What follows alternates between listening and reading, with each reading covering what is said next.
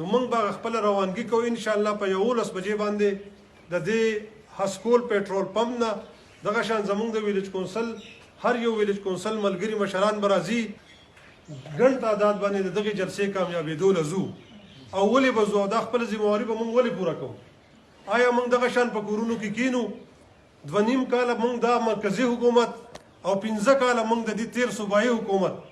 تاسو ټول ښه باشعوره خلک یې د سوشل میډیا وخت دی د هیڅ چا کارکردګي چې د نو هغه نه پټېږي موږ بیا په کورونو کې کینو او دغه خبره کوو چې یاره 13-15 کاله را باندې هم مسلط کړی شو یا حکومت یې وکړو 2.5 کاله یې موږ بیا تقریبا ولیده آیا دغه خلک دغه اول دیږي او د دې په اهلی باندې که موږ هر څونه باس کوو نن خو دې وایي نواز شریف غل دی نن خو دې وایي چې یاره زرداري غل دی او د اسفندیار ولی غل دی څومره چې نورې پارټیانې دي ما سې وایي عمران خان او د هغه سره چې دا کم 80% غله یو ځای شوي دي او نن یې ملک ټول لوټ کو نن تاسو د جهانګیر ترین وګورئ دی وایي زه انارو نه ورکوم زه نه انارو نه ورکوم یاره انارو مه ورکوه غریبانانو له ریلیف ورکه تا دوايانې 1500% ګرانې کړې 500% دوايانې ګرانې چې ټول خلک ناست شي په هر یو کور کې مریضان دي نن څوک خپله دوايي نشي پاک دي نن فردوس عاشق اوان غونډه کې یو زنانه چې هغه 2 پیرې کله هغه وفاقي وزیره کیږي او بیا په دې وجه لړکۍ چېرې دا غله ده دې په پی ټي وي کې چې دی نو په برتیانو باندې پیسې واغستې دې د زیات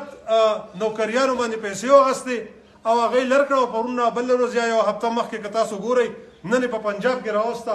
او بیا یې په خلکو باندې مسلط کړه چېرې دا پاکه ده او دا روغه ده دی چې اول راغی د وزیر اعظم هاوس میخې خرڅې کړې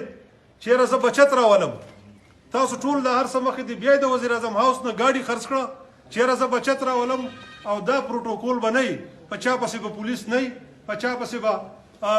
د شاته نه د سیکیورټي او د پروټوکول په نوم باندې دغه نه وي بله ورځ وزیر اعظم راغلی دی خبرې اوږدېږي وزیر اعظم چې څنګه ځي ما خبره کوله د هغه نه خلک دا مطالبې کوي د میزبان په حیثیت بیا د قومي اسمبلي ممبران چې د دې ډېر لوی طاقت وي مونږ چې وایو دا سلیکټډ دي دا ریجیکټډ دي نو الله پاکه بله ورځ دا خلک مونږ ته په ګراسي ګراونډ کې بې پردې کړو او په دې شکل کې بې پردې کړه چې وزیر اعظم راغی نو په سټیج باندې